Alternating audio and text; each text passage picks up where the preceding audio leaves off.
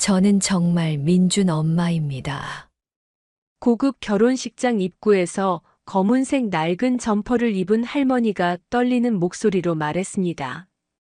몇 년은 입은 듯 보이는 점퍼는 여러 곳이 해져서 실밥이 튀어나와 있었고 밑단은 닳아서 색이 발해 있었습니다.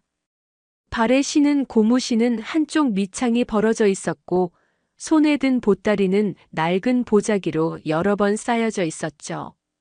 얼굴에도 깊은 주름이 패여 있고 손은 거칠어 보였습니다. 하지만 아무도 믿지 않았습니다.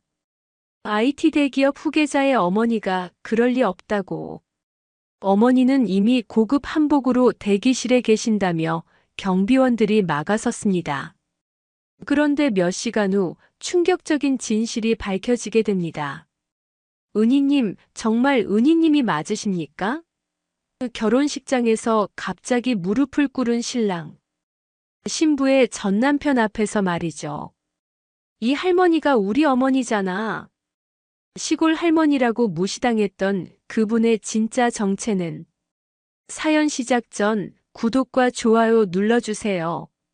알림 설정을 해두시면 새로운 영상을 가장 먼저 만나보실 수 있습니다. 화려한 웨딩홀 입구에서 한 할머니가 발걸음을 멈췄습니다. 검은색 점퍼에 낡은 운동화를 신은 할머니였죠.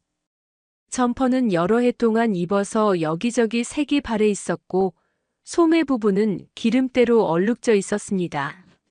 발에 신은 운동화 역시 오래되어 보였는데 한쪽 밑창이 벌어져서 걸을 때마다 삐걱거리는 소리가 났습니다. 손에는 허름한 보따리가 들려 있었는데 낡은 보자기로 몇 번이나 묶여져 있어서 안에 무엇이 들어있는지 알 수 없었습니다. 할머니의 얼굴에는 오랜 세월의 흔적이 깊게 새겨져 있었습니다. 이마와 눈가에는 깊은 주름이 패여 있었고 손등에는 검버섯이 여기저기 보였습니다. 머리카락은 반백이 되어 있었고 옷차림새로 보아 시골에서 온 듯 했습니다. 화려한 웨딩홀과는 너무나 대조적인 모습이었죠. 이곳은 서울 강남의 최고급 웨딩홀 그랜드 팰리스였습니다. 오늘 이곳에서는 IT 대기업 후계자 민준과 유명 의사 소영의 결혼식이 열릴 예정이었죠.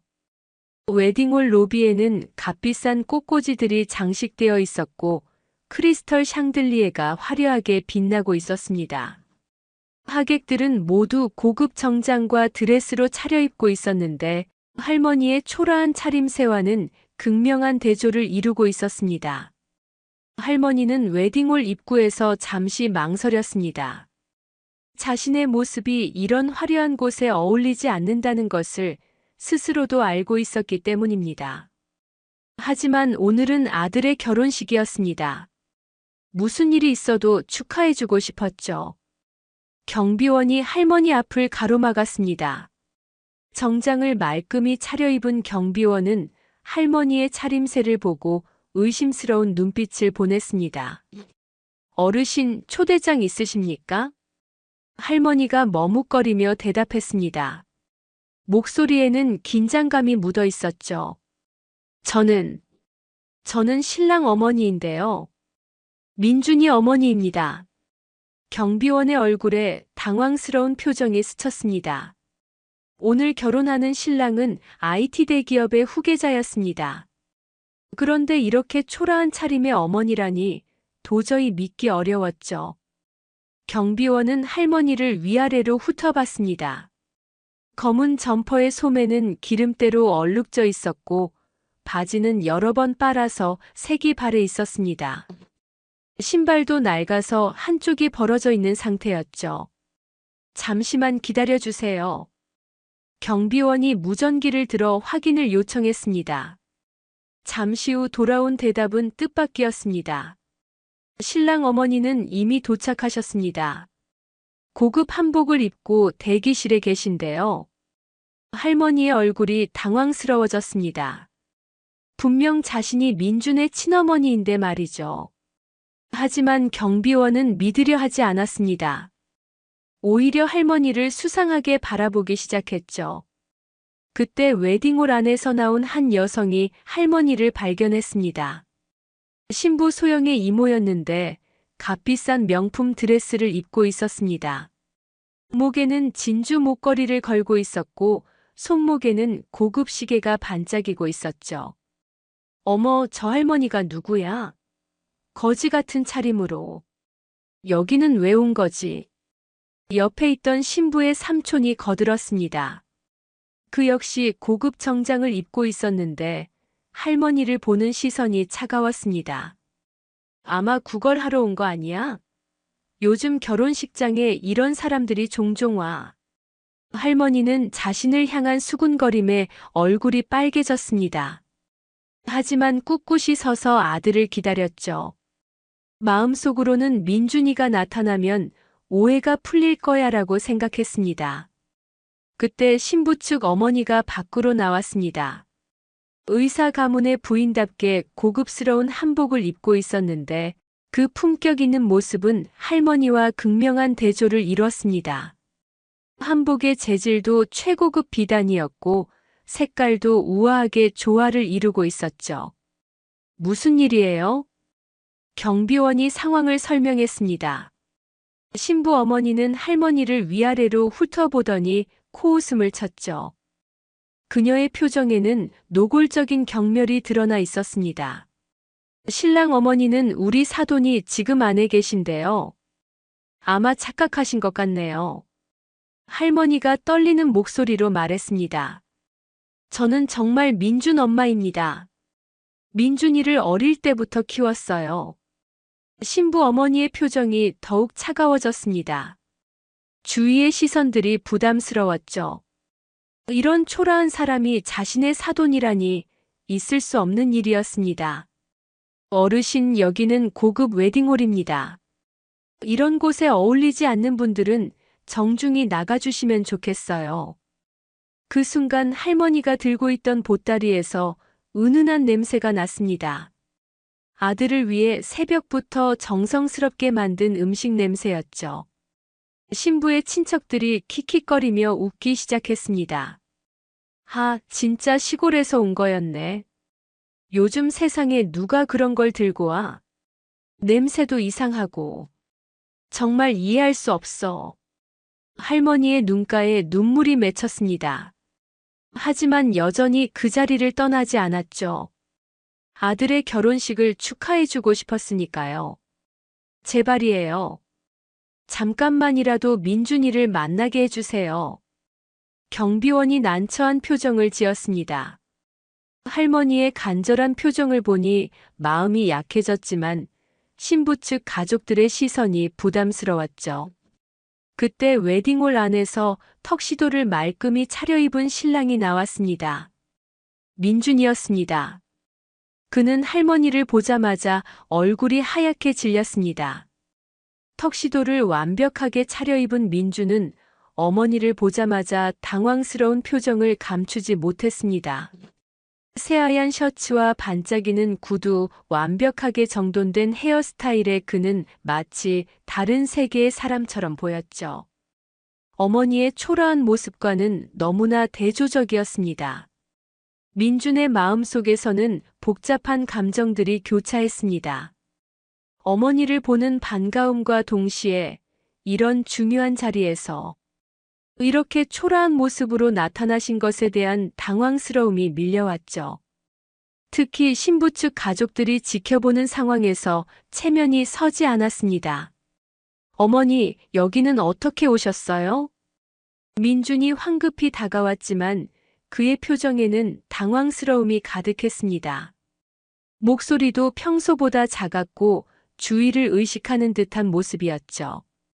신부 측 가족들이 지켜보는 가운데 시골에서 온 어머니가 너무 초라해 보였던 겁니다. 할머니는 아들을 보자 얼굴에 환한 미소가 떠올랐습니다. 하지만 그 미소도 잠깐이었죠. 아들의 표정에서 불편함을 읽을 수 있었습니다. 민준아, 내 아들 결혼식인데 엄마가 안 올 수 있겠니? 축하하러 왔다. 할머니의 목소리에는 진심 어린 기쁨이 담겨 있었습니다. 아들의 인생에서 가장 중요한 순간을 함께하고 싶다는 간절한 마음이 느껴졌죠. 하지만 민주는 주위를 둘러보며 작은 목소리로 말했습니다. 어머니, 제가 따로 연락드릴게요. 오늘은 그냥 집으로 가주세요. 민준의 말에 할머니의 얼굴이 일순간 굳어졌습니다. 아들이 자신을 부끄러워한다는 것을 느꼈죠. 평생 아들만을 위해 살아온 어머니에게는 너무나 가혹한 순간이었습니다. 하지만 아들의 체면을 생각해서 고개를 끄덕였습니다. 그때 신부 소영이 밖으로 나왔습니다. 하얀 웨딩드레스를 입은 소영은 시어머니를 보고 눈살을 찌푸렸죠. 드레스의 값만 수천만 원이 넘는 명품이었는데 할머니의 모습과는 너무나 대조적이었습니다. 소영의 첫인상은 좋지 않았습니다. 시어머니가 될 분이 이렇게 초라한 모습으로 나타나다니 자신의 결혼식이 망가질까봐 걱정됐죠. 어머니, 오늘은 중요한 날이에요. 이렇게 오시면 곤란해요. 소영의 차가운 말투에 할머니는 더욱 움츠러들었습니다. 며느리가 될 사람에게서 따뜻함을 전혀 느낄 수 없었죠. 오히려 거부감만 느껴졌습니다. 민준이 어머니의 팔을 살짝 잡으며 조용히 말했습니다. 어머니, 택시비 드릴게요. 안전하게 들어가세요. 민준은 지갑에서 몇 장의 지폐를 꺼내 어머니께 건네려 했습니다. 마치 길거리에서 만난 거지에게 동전을 주듯이 말이죠. 하지만 할머니는 아들의 손을 뿌리치고 뒤돌아섰습니다. 됐다. 알아서 갈게. 할머니의 목소리에는 깊은 실망이 담겨 있었습니다. 평생 아들만을 바라보며 살아온 어머니에게는 너무나 큰 상처였죠. 할머니는 무거운 발걸음으로 웨딩홀을 떠나기 시작했습니다. 구부정한 등과 터덜터덜한 걸음걸이가 더욱 쓸쓸해 보였죠. 손에 든 보따리만이 아들에 대한 애틋한 마음을 보여주고 있었습니다. 그 안에는 아들을 위해 새벽부터 정성스럽게 준비한 음식들이 들어 있었는데 이제는 아무도 받아주지 않을 것 같았습니다. 신부 측 가족들은 안도의 한숨을 쉬었습니다. 휴, 큰일 날 뻔했네. 저런 차림으로 결혼식에 참석하면 우리 집안 체면이 뭐가 되겠어? 신부의 이모가 말했습니다. 그녀의 목소리에는 노골적인 안도감이 드러나 있었죠. 신부 어머니가 민준에게 말했습니다. 사돈, 어머니는 시골에 계시는 게 편하실 거예요. 앞으로는 우리가 가족이니까 걱정 마세요. 민준은 어색하게 웃으며 고개를 끄덕였습니다. 하지만 마음 한구석에는 죄책감이 무겁게 자리 잡고 있었죠. 어머니의 뒷모습이 자꾸만 떠올랐습니다. 평생 자신만을 위해 살아온 어머니를 그렇게 대한 것이 과연 옳은 일이었는지 의문이 들었습니다. 하지만 이미 일은 저질러졌고 결혼식은 계속되어야 했습니다. 민주는 복잡한 마음을 애써 감추며 웨딩홀 안으로 들어갔습니다. 결혼식이 시작되려는 시각, 할머니는 혼자서 터덜터덜 걸어가고 있었습니다. 손에 든 보따리는 여전히 따뜻했지만 마음은 차갑게 식어가고 있었죠. 평생 아들만 바라보며 살아온 할머니에게는 너무나 가혹한 순간이었습니다. 웨딩홀로 돌아온 민준의 표정은 복잡했습니다. 어머니를 그렇게 보낸 것이 과연 옳은 일이었는지 의문이 들었죠. 하지만 이미 많은 사람들이 지켜보는 상황에서 돌이킬 수는 없었습니다. 소영도 마찬가지였습니다. 시어머니의 초라한 모습이 자꾸 떠올랐고 그분을 그렇게 대한 것이 과연 옳았는지 고민됐죠. 하지만 이미 벌어진 일이었고 결혼식은 계속되어야 했습니다. 신부 측 가족들은 이제 안심한 듯 다시 결혼식 준비에 몰두했습니다. 하지만 그들도 모르는 사이에 이 일은 나중에 큰 후회로 남게 될 것이었습니다. 결혼식이 화려하게 시작됐습니다. 웨딩홀 안은 수백 명의 하객들로 가득 찼고 클래식 음악이 우아하게 흘러나왔죠. 화려한 조명 아래 민준과 소영이 나란히 서 있었는데 그들의 모습은 마치 동화 속 왕자와 공주 같았습니다. 웨딩홀의 천장에는 크리스털 샹들리에가 반짝이고 있었고 곳곳에 장식된 하얀 장미와 백합이 고급스러운 분위기를 연출하고 있었습니다. 하객들은 모두 정장과 드레스로 말끔히 차려입고 있었습니다. 남성들은 고급 브랜드의 정장을 입고 있었고 여성들은 값비싼 드레스와 액세서리로 치장하고 있었죠.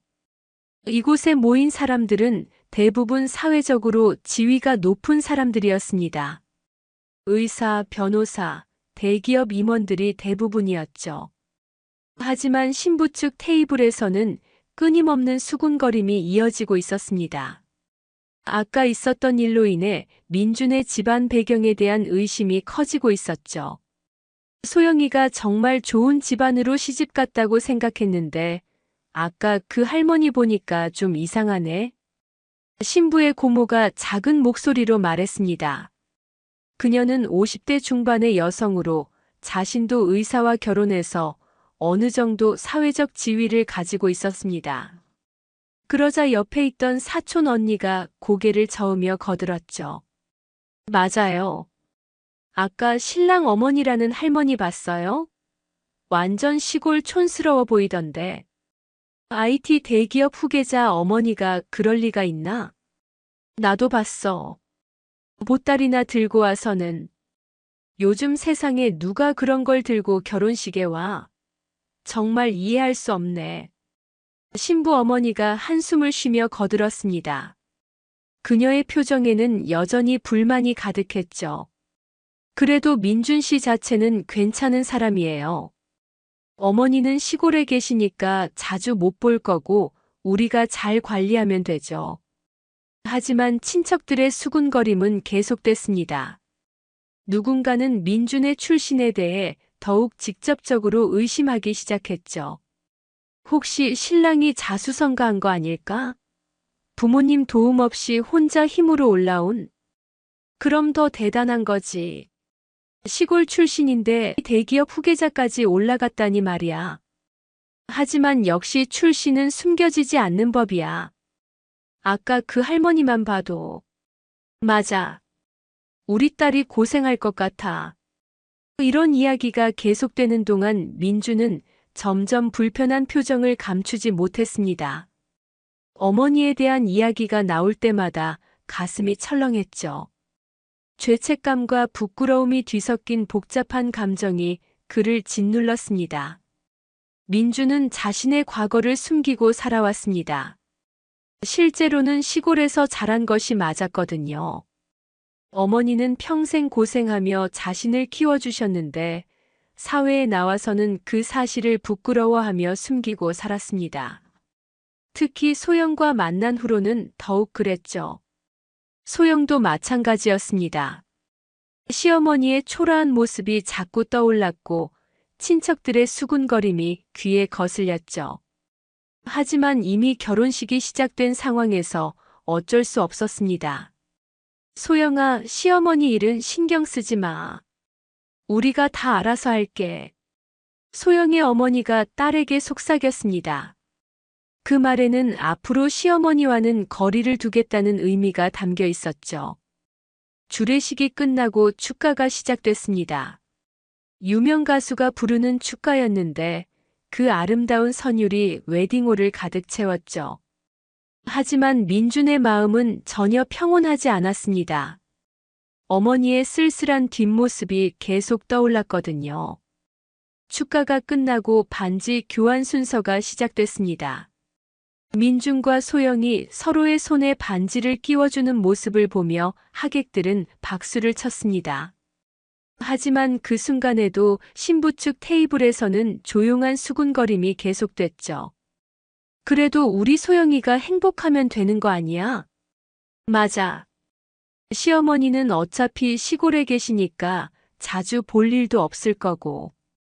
그때 웨딩홀 뒷문이 조용히 열렸습니다.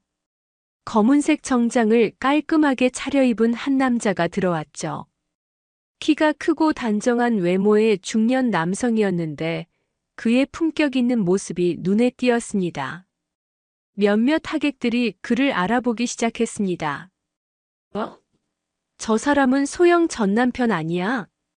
맞아, 김태연이잖아. 의사. 여기는 왜 온 거지?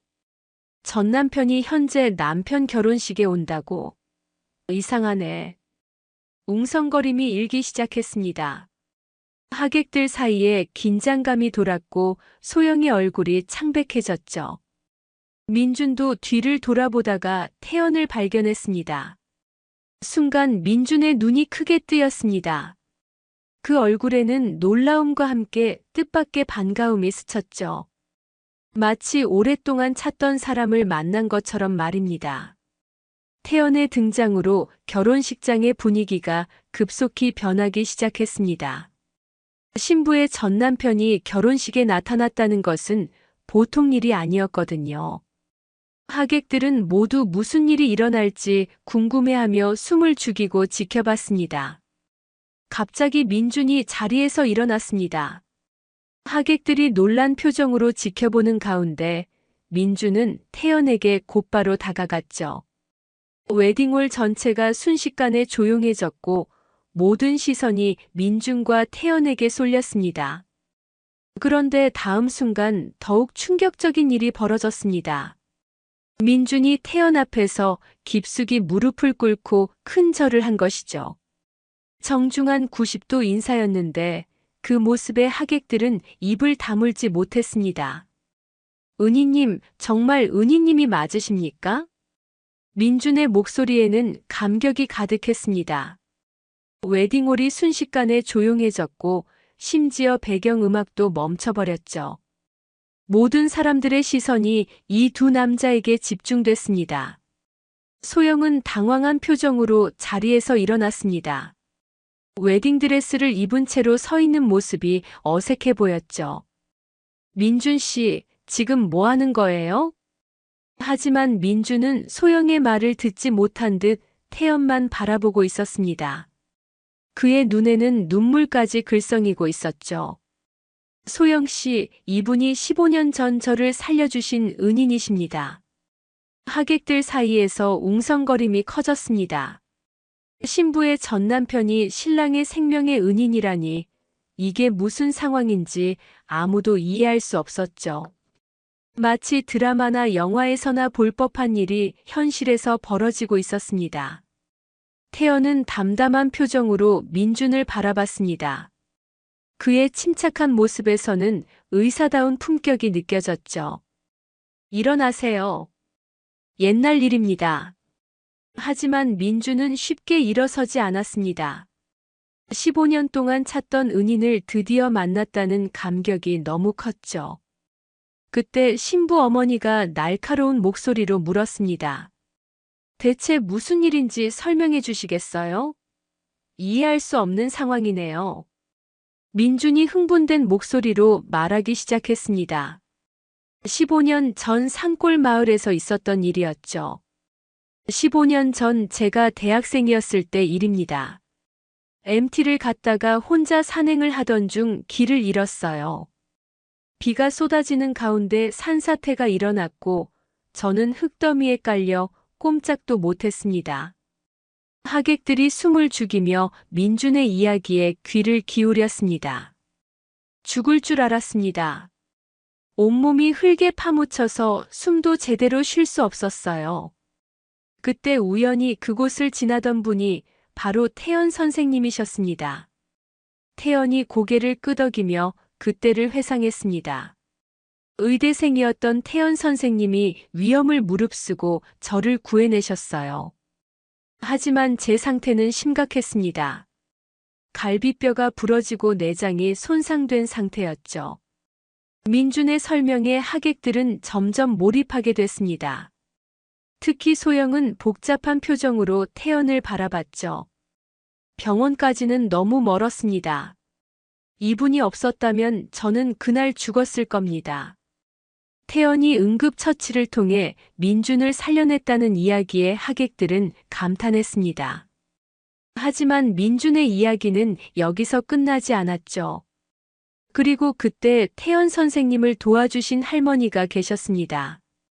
민준이 말을 멈췄습니다. 갑자기 무언가 떠오른 듯한 표정이었죠. 그는 황급히 주머니에서 휴대폰을 꺼냈습니다. 민준이 휴대폰에서 오래된 사진 하나를 찾아 확대했습니다. 그의 손이 미세하게 떨리고 있었죠. 사진 속에는 젊은 시절의 민준과 태연 그리고 한 할머니가 함께 찍혀 있었습니다. 이 사진, 그때 찍은 건데. 민준은 사진을 자세히 들여다보더니 갑자기 깜짝 놀랐습니다. 그의 얼굴이 창백해졌고 손이 더욱 심하게 떨리기 시작했죠. 이 할머니가 우리 어머니잖아. 웨딩홀이 다시 한번 술렁거렸습니다. 아까 쫓겨난 그 초라한 할머니가 15년 전 은인을 도왔던 사람이었다니요. 하객들은 믿을 수 없다는 표정을 지었습니다. 민준은 믿을 수 없다는 표정으로 태연을 바라봤습니다. 그때 저를 간병해 주신 할머니가 제 어머니였다고요? 태연이 조용히 고개를 끄덕였습니다. 네, 맞습니다. 어머니께서 일주일 동안 정성껏 간병해 주셔서 회복할 수 있었죠. 민준의 눈에 눈물이 고였습니다. 15년 동안 은인을 찾아다녔는데 그 은인을 도운 사람이 바로 자신의 어머니였다니요. 그런데 자신은 체면 때문에 어머니를 쫓아냈습니다. 태연이 당시 상황을 자세히 설명하기 시작했습니다. 그때 민준 씨는 정말 위험한 상태였습니다. 갈비뼈 3개가 부러지고 기흉이 와서 호흡 곤란까지 왔었죠. 병원까지는 차로 3시간이나 걸리는 곳이었고 산사태로 길도 막힌 상태였습니다. 하객들이 긴장하며 태연의 말에 집중했습니다. 의대생이었지만 실제 수술 경험은 없었어요. 하지만 그대로 두면 민준 씨는 죽을 수밖에 없었습니다. 그때 한 할머니가 나타나셨죠. 태연의 목소리에 감정이 묻어났습니다. 할머니는 침착하게 저를 도와주셨어요. 걱정 말고 하세요. 내가 책임질게. 라고 하시면서 수술 도구를 소독하고 제 손이 떨릴 때마다 잡아주셨습니다. 민준이 흐느끼며 말했습니다. 어머니가 그렇게 하셨다고요? 네. 어머니가 없었다면 불가능했을 겁니다. 그분의 도움으로 응급수술을 성공할 수 있었고 일주일 동안 할머니 댁에서 요양할 수 있었죠. 소영도 충격을 받은 얼굴이었습니다. 전 남편이 시어머니와 그런 깊은 인연이 있었다니, 게다가 남편의 생명을 구한 은인이었다니요.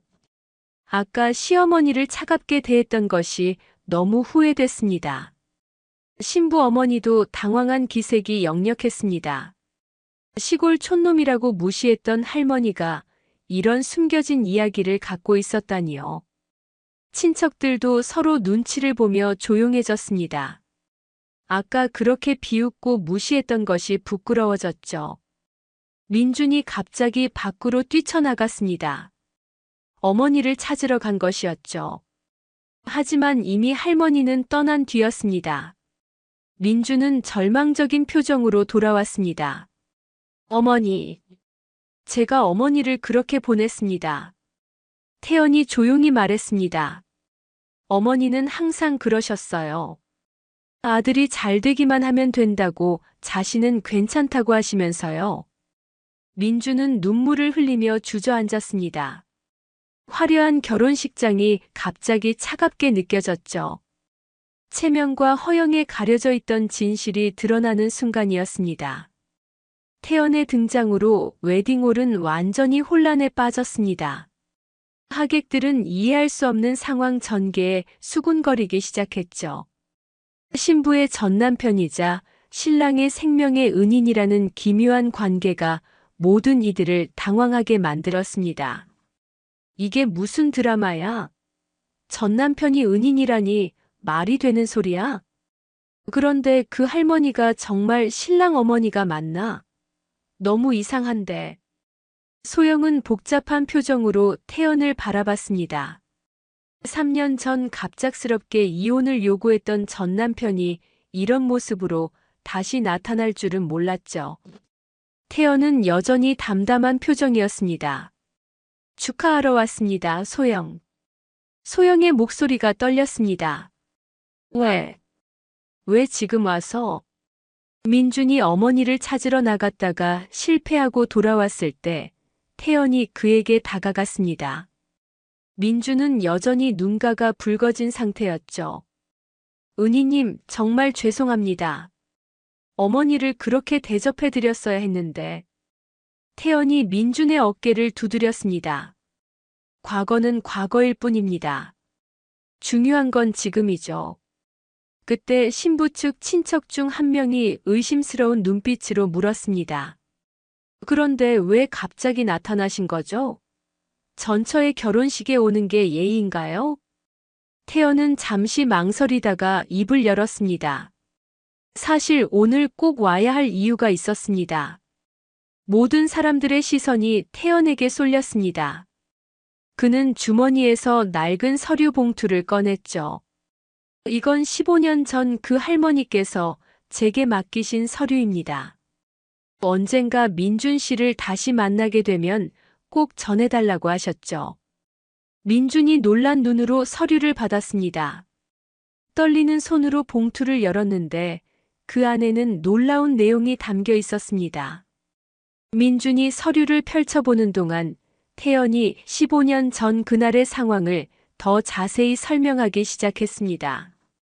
그날 산사태가 일어난 곳은 정말 외딴 산골 마을이었습니다. 휴대폰도 터지지 않았고 가장 가까운 병원까지는 산길로 3시간은 걸리는 곳이었죠. 하객들이 숨을 죽이며 태연의 말에 귀를 기울였습니다. 민준 씨는 의식을 잃은 상태였고 맥박도 약해지고 있었어요. 갈비뼈가 부러져서 폐를 찔렀고 뇌출혈도 의심되는 상황이었습니다. 태연의 목소리에 당시에 긴박했던 상황이 그대로 전해졌습니다. 의대생이었지만 실제 환자를 치료해본 경험은 거의 없었어요. 교과서로만 배운 지식뿐이었죠. 하지만 그대로 두면 민준 씨는 확실히 죽을 상황이었습니다. 그때 태연의 표정이 부드러워졌습니다. 그때 한 할머니가 나타나셨어요. 비에 흠뻑 젖은 채로 말이죠. 마을 사람들이 산에 사람이 깔렸다고 소리치는 걸 듣고 달려오신 거였습니다. 할머니는 상황을 파악하자마자 침착하게 움직이셨어요. 젊은이 의대생이라고 했지? 그럼 할 수 있어. 내가 도울 테니까 해봐. 라고 하시면서요. 민준의 눈에서 눈물이 흘렀습니다. 어머니의 모습이 눈에 선했죠. 할머니는 마을 보건소에서 간단한 의료도구들을 가져오셨어요. 그리고 제가 응급처치를 할 수 있도록 차근차근 도와주셨습니다. 태연이 계속 말했습니다. 정말 기적 같은 일이었어요. 할머니의 도움으로 응급수술을 마칠 수 있었고 민준 씨의 상태가 안정됐습니다. 하지만 여전히 위험한 상태였기 때문에 일주일 동안 할머니 댁에서 요양해야 했어요. 그 일주일 동안 할머니는 정말 정성껏 간병해 주셨어요. 밤새 지켜보시면서 열이 나면 물수건으로 닦아주시고 죽을 끓여서 먹여주시고 소영도 감동한 표정으로 태연의 이야기를 들었습니다. 그런 따뜻한 시어머니를 자신이 차갑게 대했다는 것이 너무 미안했죠. 할머니는 정말 특별한 분이셨어요. 겉으로는 평범한 시골 할머니 같았지만 의학 지식도 상당하셨고 무엇보다 마음이 따뜻하셨습니다. 그때 민준이 서류를 다 읽고 나서 충격받은 표정으로 태연을 바라봤습니다. 이게 뭐죠? 태연이 침착하게 설명했습니다. 어머니께서는 KJ 제약의 창업주이십니다. 국내 최대 제약회사의 회장이시죠. 웨딩홀이 순식간에 조용해졌습니다. 믿을 수 없다는 표정들이었죠. 특히 신부 측 가족들은 입이 떡 벌어졌습니다. 그게 정말입니까? 신부 어머니의 얼굴이 새파랗게 질렸습니다. 아까 그렇게 무시했던 시골 할머니가 재벌 회장이었다니요. 태연이 고개를 끄덕였습니다. 네. 그리고 저는 현재 KJ 제약의 수석 연구원입니다. 어머니께서 직접 스카우트 하셨죠. 민주는 충격을 받은 얼굴이었습니다. 평생 가난하다고 생각했던 어머니가 사실은 재벌이었다니요. 그런데 왜 그렇게 살아오신 걸까요? 태연이 설명을 이어갔습니다. 어머니께서는 아들이 돈이 아닌 실력으로 성장하길 바라셨습니다. 그래서 일부러 가난한 척 사셨죠. 민준 씨가 스스로의 힘으로 대기업 간부까지 오른 걸 무척 자랑스러워 하셨습니다. 하객들이 감탄사를 내뱉었습니다. 그런 교육 철학을 가진 어머니라니 정말 대단한 분이었죠. 그때 갑자기 웨딩홀 문이 열렸습니다. 정장을 입은 여러 명의 신사들이 들어왔는데 그들은 모두 KJ 제약의 이사진들이었습니다. 회장님을 찾습니다. 중요한 회의가 있어서요. 민준이 당황한 표정으로 주위를 둘러봤습니다. 회장님이 누구시죠? 그때 이사 중 한 명이 놀란 표정을 지었습니다. 민준 부회장님이 여기 계셨네요. 어머니께서 찾고 계십니다. 모든 시선이 민준에게 쏠렸습니다. 민준도 이해할 수 없다는 표정이었죠. 제가 왜 부회장님이죠? 저는 H그룹 부사장인데요. 이사가 서류를 꺼내 보여줬습니다. 어머니께서 모든 지분을 민준 부회장님께 이전하셨습니다. 이제 KJ 제약의 새로운 회장이 되신 거죠. 웨딩홀이 또다시 충격에 빠졌습니다. 하루아침에 재벌 총수가 된 민준은 멍한 표정이었죠. KJ 제약 이사진들의 등장으로 웨딩홀의 분위기는 완전히 달라졌습니다. 하객들은 이제 확실히 깨달았죠. 아까 그 초라한 할머니가 정말 대기업의 회장이었다는 것을 말입니다. 웨딩홀 곳곳에서 작은 탄성과 놀라움의 소리가 들려왔습니다.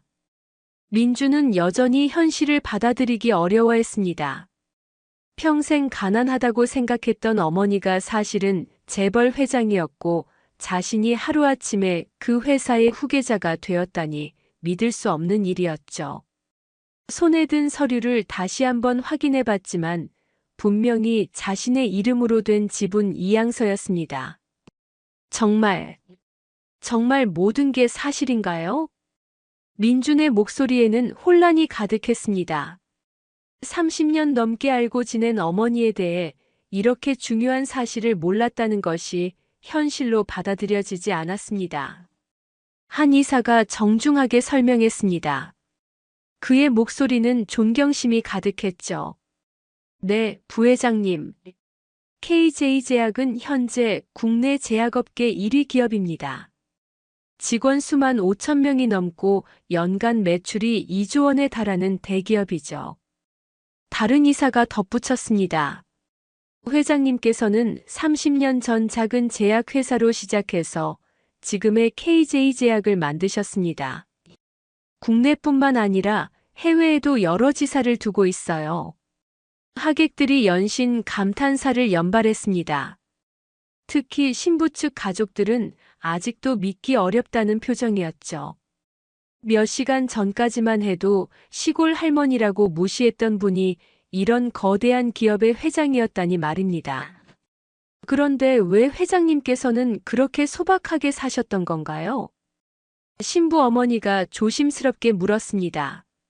아까 자신이 얼마나 무례하게 굴었는지 생각하니 얼굴이 화끈거렸죠. 평생 쌓아온 자존심이 한순간에 무너지는 기분이었습니다. 이사가 대답했습니다. 회장님의 교육 철학 때문입니다. 아드님이 재산에 의존하지 않고 스스로 성장하기를 바라셨거든요. 또 다른 이사가 설명을 이어갔습니다. 회장님께서는 민준 부회장님이 대학을 졸업한 후 줄곧 지켜보고 계셨습니다. 하지만 절대 도움을 주지 않으셨어요.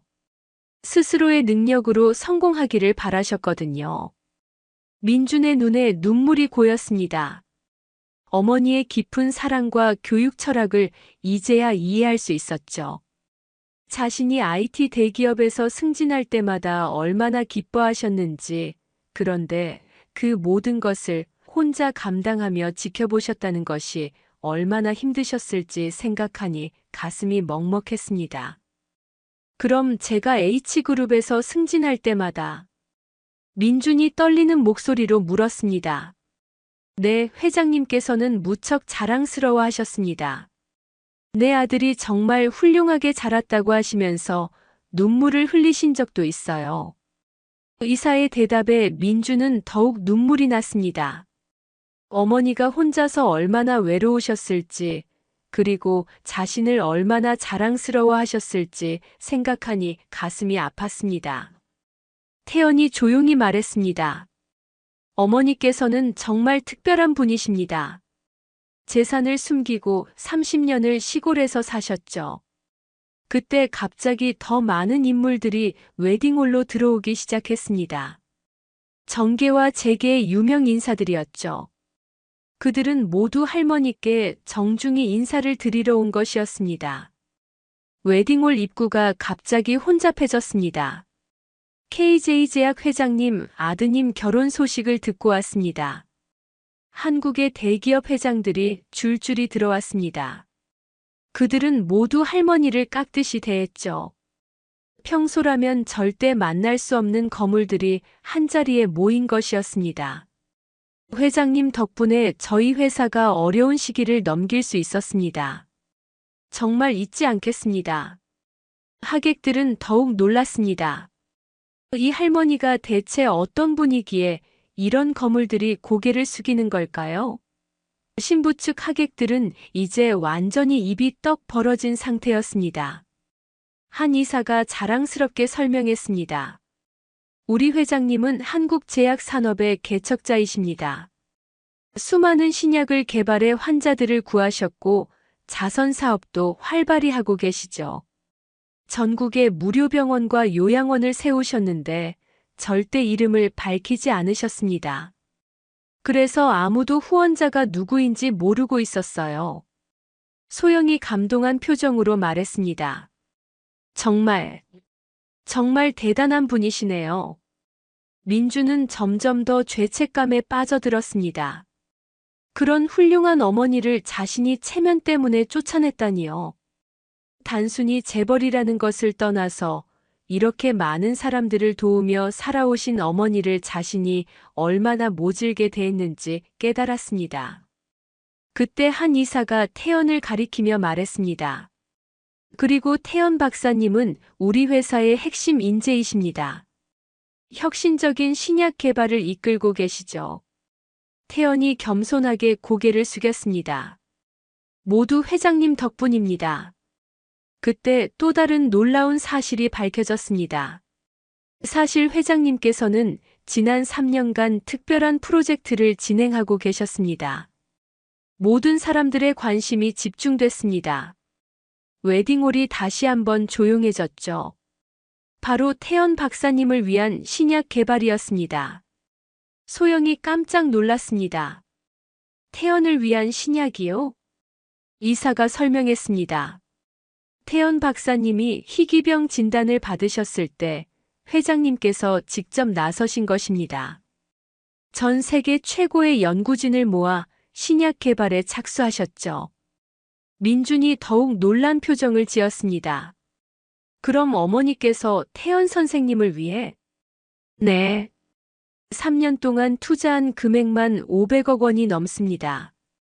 웨딩홀에서 또다시 탄성이 터져나왔습니다. 아들의 은인을 위해 그런 천문학적인 돈을 투자했다니 말입니다. 처음에는 사내에서 반대가 심했습니다. 너무 큰 투자였거든요. 다른 이사가 설명했습니다.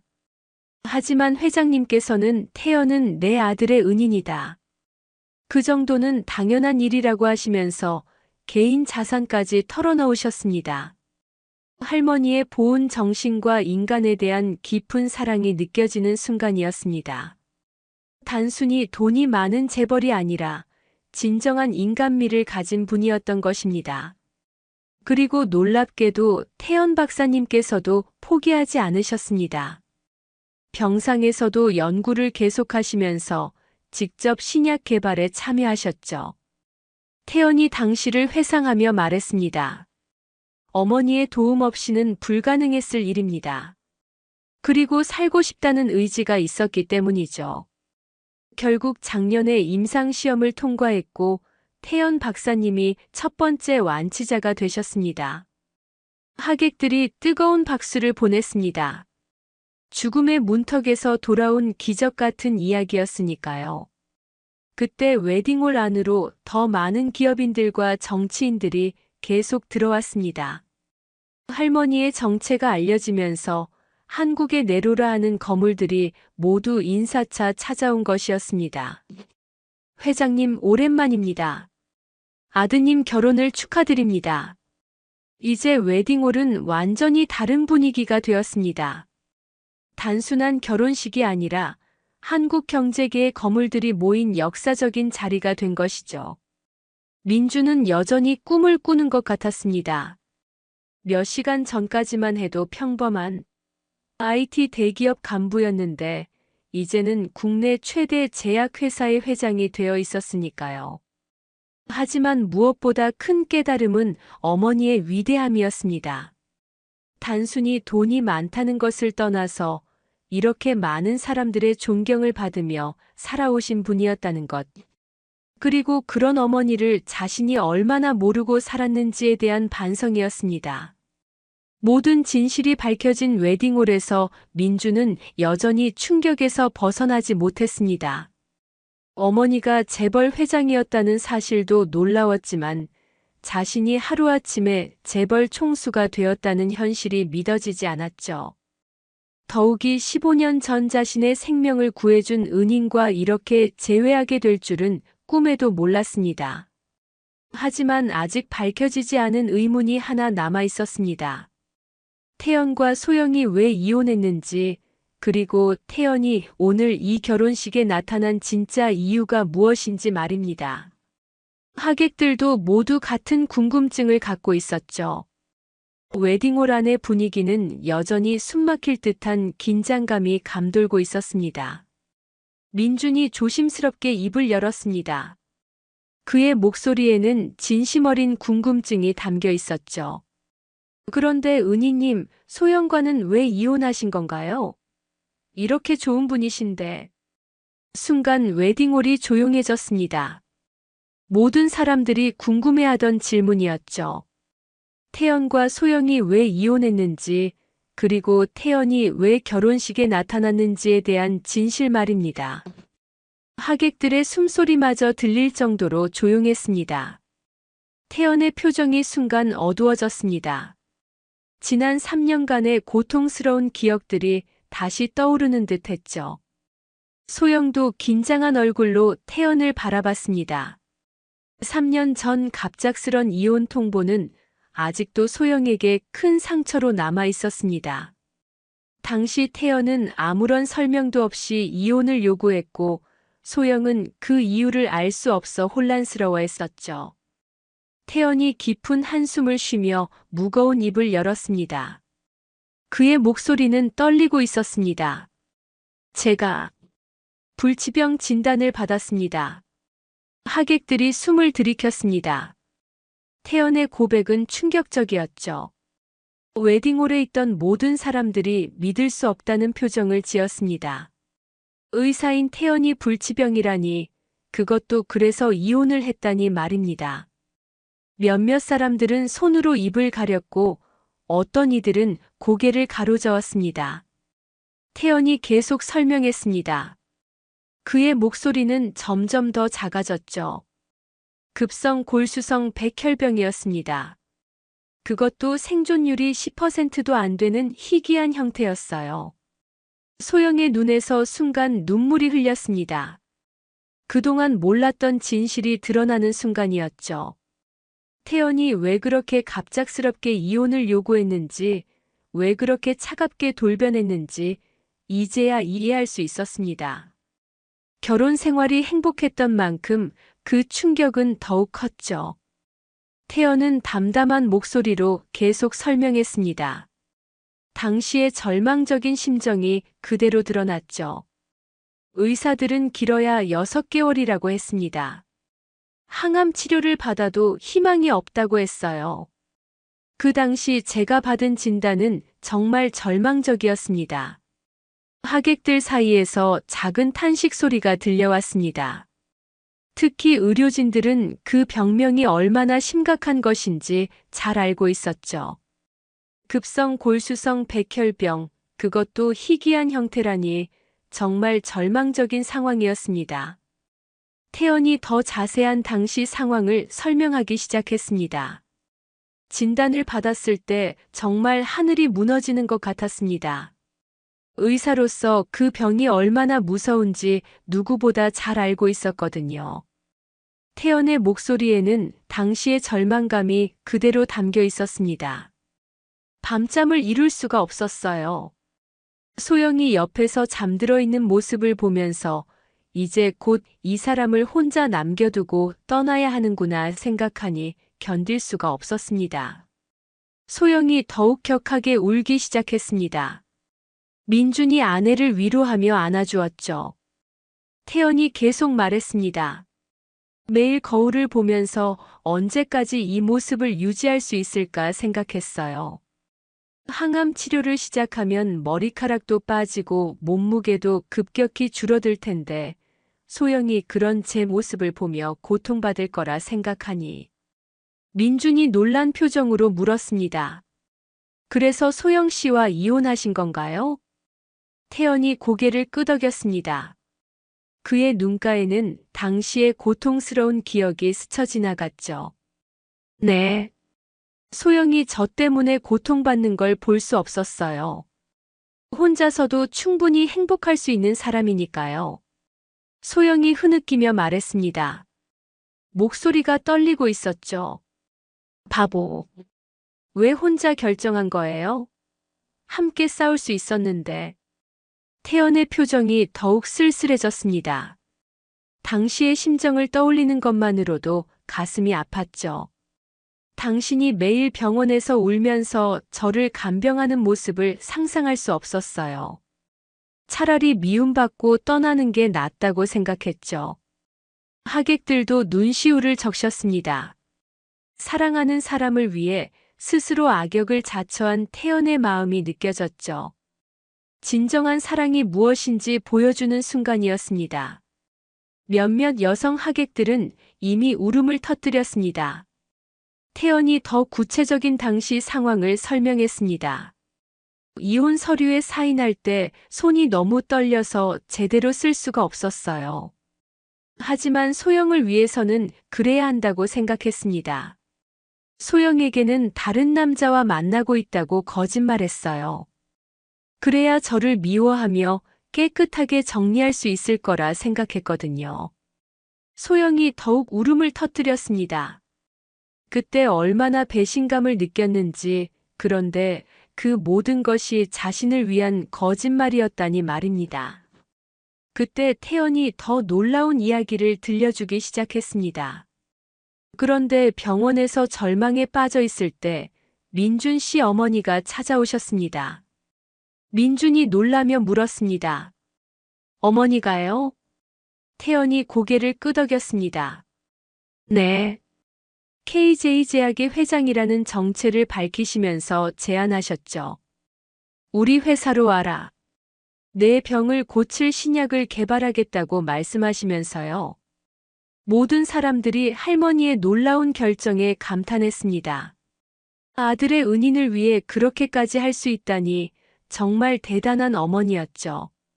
하객들 사이에서 감탄사가 터져나왔습니다. 태연이 감격스러운 표정으로 계속 말했습니다. 처음엔 믿을 수 없었어요. 하지만 어머니는 진심이셨습니다. 전 세계 최고의 연구진을 모으시더군요. 한 의사가 거들어 설명했습니다. 3년 동안 투자한 금액이 500억 원이 넘습니다. 하버드, 존스 홉킨스, 도쿄 대학의 최고 연구진들을 영입하셨어요. 다른 이사가 덧붙였습니다. 사실 사내에서 반대가 심했습니다. 너무 큰 투자였거든요. 하지만 회장님께서는 단호하셨죠. 할머니의 목소리가 들려오는 것 같았습니다. 태연이는 내 아들의 은인이다. 그 정도는 당연한 일이라고 하시면서 개인 자산까지 털어놓으신 것이었죠. 태연의 눈에서 눈물이 흘렸습니다. 그리고 저도 포기하지 않았어요. 병상에서도 연구를 계속했습니다. 자신의 병을 고칠 신약 개발에 직접 참여한 거죠. 소영이 놀란 표정으로 태연을 바라봤습니다. 그동안 그런 일이 있었다니 전혀 몰랐던 일이었죠. 이혼 후 태연이 무엇을 하며 살았는지 전혀 알 수 없었는데 그런 절망적인 상황에서도 연구를 계속하고 있었다니 말입니다. 태연이 당시를 회상하며 말했습니다. 1년 반은 병원에서 보냈어요. 항암 치료를 받으면서도 연구 자료를 검토했죠. 어차피 죽을 거라면 마지막까지 도움이 되고 싶었어요. 또 다른 이사가 말했습니다. 태연 박사님의 아이디어가 결정적이었습니다. 기존 항암제와 전혀 다른 접근법을 제시하셨거든요. 환자이면서 동시에 연구자였기 때문에 가능한 통찰이었죠. 태연이 겸손하게 말했습니다. 운이 좋았을 뿐입니다. 그리고 어머니의 지원이 없었다면 불가능했을 거예요. 무엇보다 살고 싶다는 의지가 있었기 때문이죠. 연구 과정은 정말 험난했습니다. 기존의 항암제들이 모두 실패했던 희귀백혈병이었기 때문에 완전히 새로운 접근이 필요했습니다. 태연은 병실에서도 연구 논문을 읽고 실험 데이터를 분석했습니다. 그의 병상 일기에는 연구 아이디어들이 빼곡히 적혀 있었죠. 태연이 계속 설명했습니다. 처음 6개월은 정말 지옥 같았어요. 항암 치료 부작용으로 하루 종일 구토를 했고 머리카락은 모두 빠졌죠. 몸무게도 20kg 이상 줄었습니다. 하객들이 숨을 죽이며 들었습니다. 하지만 연구 자료를 보고 있으면 고통을 잊을 수 있었어요. 새로운 치료법에 대한 희망이 생겼거든요. 그때 할머니가 따뜻한 미소로 말했습니다. 태연아, 그때 내가 병원에서 절망하고 있을 때가 생각나는구나. 눈이 퉁퉁 부은 채로 찾아왔었지. 태연이 그날을 회상했습니다. 죽음을 앞두고 마지막 인사를 드리러 갔었는데 할머니는 오히려 그를 살리겠다고 다짐하셨던 것이다. 어머니께서는 말씀하셨어요. 은혜는 갚는 것이라고. 내가 내 아들을 살렸으니 이번엔 내가 너를 살릴 차례라고요. 할머니의 보은 철학이 담긴 말이었습니다. 그녀에게는 은혜를 갚는 것이 당연한 도리였죠. 아무리 많은 돈이 들어도 아무리 오랜 시간이 걸려도 말입니다. 태연이 더 구체적인 연구 과정을 설명했습니다. 기존 항암제는 모든 분열하는 세포를 공격하기 때문에 부작용이 심했어요. 하지만 저희가 개발한 신약은 암세포만을 선택적으로 공격합니다. 의료진인 하객들이 감탄했습니다. 그런 선택성을 가진 항암제는 의학계의 오랜 꿈이었거든요. 2년 차에 들어서면서 실험실에서 희미한 가능성이 보이기 시작했어요. 암세포가 죽어가는 것을 현미경으로 확인할 수 있었죠. 태연의 목소리에 흥분이 섞여 있었습니다. 그때의 기쁨은 말로 표현할 수 없었어요. 정말 희망이 보였거든요. 이때 소영이 조심스럽게 물었습니다. 그럼 왜 저에게는 아무 말도 안 하고 떠나신 거예요? 태연의 표정이 다시 어두워졌습니다. 이 부분이 가장 설명하기 어려운 부분이었죠. 미안해요, 소영. 하지만 당신에게 희망을 줬다가 실패하면 더 큰 상처를 줄까봐 두려웠어요. 차라리 깨끗하게 정리하는 게 낫다고 생각했죠. 소영이 눈물을 흘리며 고개를 저었습니다. 바보예요. 정말 바보. 저도 함께 견딜 수 있었는데. 태연이 미안한 표정으로 말했습니다. 지금 생각해보니 제가 너무 독단적이었네요. 당신의 마음은 생각하지 못했어요.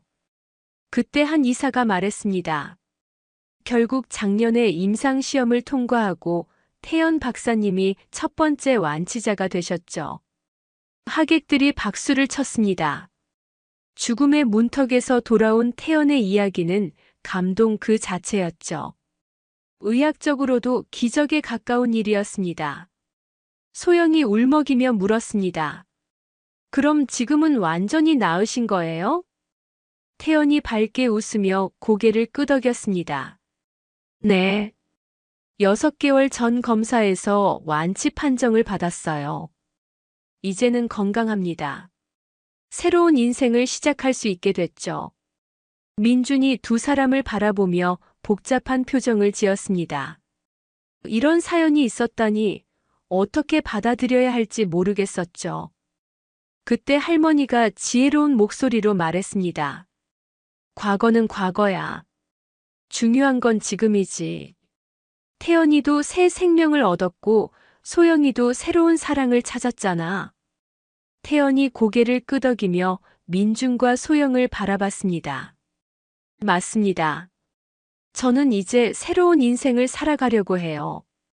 두 분의 행복을 진심으로 바랍니다. 그의 말에는 진심이 담겨 있었습니다. 과거에 대한 미련보다는 미래에 대한 희망이 더 컸죠. 죽음에서 돌아온 사람만이 가질 수 있는 특별한 관점이었습니다. 모든 진실이 밝혀진 후 웨딩홀에는 묘한 정적이 흘렀습니다.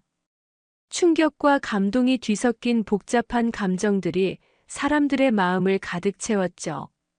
민주는 여전히 어머니에 대한 죄책감에 사로잡혀 있었고, 소영은 태연에 대한 미안함과 고마움을 동시에 느끼고 있었습니다. 하객들도 저마다 다른 표정으로 이 특별한 순간을 지켜보고 있었죠. 태연의 이야기가 끝나고 나자 웨딩홀 안의 분위기는 완전히 달라졌습니다. 처음의 화려함과 허영은 사라지고 진정한 인간미와 사랑의 의미에 대해 생각하게 되는 시간이었습니다. 그때 웨딩홀의 문이 다시 열렸습니다. 이번에는 전혀 다른 모습의 할머니가 들어왔죠. 고급스러운 한복을 입고 품격 있는 자태를 하고 있었는데 몇 시간 전의 초라한 모습과는 천지차이였습니다. 비단 한복에 진주 목걸이 그리고 우아한 걸음걸이까지 그야말로 재벌 회장다운 위엄이 느껴졌죠. 할머니의 등장과 함께 웨딩홀의 분위기가 또 한 번 완전히 바뀌었습니다. 몇 시간 전 초라한 차림으로 쫓겨났던 그 할머니가 이제는 모든 사람들의 시선을 사로잡는 위엄 있는 모습으로 서 있었으니까요. 할머니를 보자마자 모든 기업인들과 정치인들이 일제히 일어나 깊이 인사를 드렸습니다. 그 모습을 본 하객들은 다시 한번 할머니의 위상을 실감할 수 있었죠. 엄마! 민준이 달려가 어머니를 끌어안았습니다. 그동안 참았던 눈물이 터져나왔죠. 어머니의 품에 안긴 민준은 마치 어린아이가 된 것 같았습니다. 할머니는 아들의 등을 토닥이며 따뜻하게 말했습니다. 울지 마라, 아들아. 오늘은 내 결혼식이잖아. 그 모습에서는 자애로운 어머니의 사랑이 느껴졌죠. 아무리 큰 재벌이라 해도 아들 앞에서는 그냥 평범한 어머니였습니다. 어머니, 정말 죄송해요. 제가 정말 바보였어요. 민준의 목소리는 떨리고 있었습니다. 할머니가 아들의 뺨을 살며시 쓸어주며 말했습니다. 괜찮다, 아들아. 엄마가 일부러 그런 거니까. 내가 진짜 어떤 사람인지 알고 싶었거든. 신부 측 가족들은 완전히 얼어붙어 있었습니다. 특히 신부 어머니는 다리가 후들거렸죠. 아까 그렇게 무시하고 쫓아냈던 할머니가 이런 거물이었다니 믿을 수 없는 현실이었습니다. 할머니가 소영에게 다가갔습니다. 그녀의 걸음걸이에는 수십 년간 기업을 경영해온 CEO의 카리스마가 묻어났지만 며느리를 바라보는 눈빛은 따뜻했습니다. 며느리야, 미안하구나. 너를 시험하려던 건 아니었어. 소영은 눈물을 흘리며 깊이 절했습니다. 화려한 웨딩드레스를 입은 채로 무릎을 꿇고 사과하는 모습이 애처로워 보였죠. 죄송해요, 어머니. 제가 정말 잘못했어요. 겉모습만 보고 판단했어요. 정말 부끄러워요. 할머니가 소영을 일으켜 안아줬습니다. 그 포옹에는 진심 어린 용서가 담겨 있었죠. 괜찮다. 이제부터 잘하면 되지. 나도 일부러 그런 모습을 보인 거니까. 그리고 할머니는 태연을 바라보며 말했습니다. 태연아, 고맙다. 내가 있어서 오늘이 가능했구나. 태연이 깊이 고개를 숙였습니다. 아닙니다, 어머니. 저야말로 감사드립니다. 새 생명을 주셨잖아요. 신부 어머니가 떨리는 다리로 다가왔습니다. 그녀의 얼굴에는 후회와 부끄러움이 가득했죠. 평생 누구 앞에서도 고개를 숙인 적 없던 그녀가 진심으로 사과했습니다. 정말 죄송합니다. 제가 어머님을 몰라봤어요. 정말 죄송해요. 할머니가 씁쓸하지만 따뜻하게 웃었습니다. 사람은 겉모습으로 판단하면 안 돼요. 나도 일부러 그랬지만요. 진정한 인간성을 보고 싶었거든요. 그 말에는 오랫동안 숨어 지내며 사람들의 진심을 지켜본 지혜가 담겨 있었죠. 그 순간 민준이 무언가 결심한 듯 말했습니다. 어머니, 그리고 은희님, 제가 제안이 있습니다. 모든 사람의 시선이 민준에게 쏠렸습니다. 민준은 태연의 손을 잡으며 진심 어린 목소리로 말했죠. 은희님, 저와 함께 회사를 운영해 주시겠습니까? KJ제약과 H그룹을 합치면 엄청난 시너지가 날 것 같습니다. 태연이 놀란 표정을 지었습니다. 예상하지 못한 제안이었죠. 하지만 민준이 계속 말했습니다. 은희님이 없었다면 오늘의 저도 이 자리도 없었을 겁니다. 제발 받아주세요. 민준의 목소리에는 간절함이 담겨 있었습니다. 15년 전 은혜를 이제라도 제대로 갚고 싶다는 마음이 절실했죠. 할머니도 거들었습니다. 그래, 태연아. 이제 가족이나 다름없으니까. 함께 일하면 더 좋은 일들을 할 수 있을 거야.